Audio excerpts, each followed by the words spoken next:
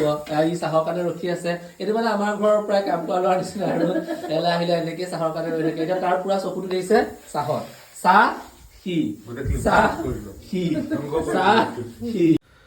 গাখীৰ চাহকাপ এনেকৈ খাই মেলি পেলাই এই পাগলডালৰ লগত টাউনলৈ বুলি ওলালোঁ কাৰণ একদম ই মোৰ গাইজ বেলবিলাক একদম শেষ কৰি দিছে গতিকে তাক বেল এডাল কিনাই দিওঁ বুলি আহিলোঁ পইচাটো বাৰু তাৰ পৰাই দিলে তাৰপিছত মোৰ একদম দেখিছেনে একদম গা বেয়া হৈ গৈছেগৈ চকু দেখি আপোনালোকে নিশ্চয় গম পাইছে তথাপিও কাপোৰখিনি শেষ হোৱাই নাই বিয়া যিহেতু গতিকে আকৌ কাপোৰ কিনিলোঁ ঢাকাইপট্টিৰ পৰা তাৰপিছত মোৰ ফেভৰেট ইয়াতে ইয়াৰ মাজতে গোমধান এটা খাই ল'লোঁ তাৰপিছত দৰা কইনাৰ মালা নিবলৈ বুলি আহিলোঁ হয়বৰ গাঁৱৰ বজাৰৰ পৰা তাৰপিছত মালা কিনি হোৱাই নাই মানে মালা বনাওঁতে বহুত টাইম লাগিল সেইবাবে এই সুযোগতে আহি জনুৰলৰ সোৱাদটো লৈ ল'লোঁ তাৰপিছতে আমি খাই মেলি লৈ ফাইনেলি বিয়ালৈ বুলি ওলালোঁ ৰাস্তাটো বহুত বেয়া আছিল গাইজ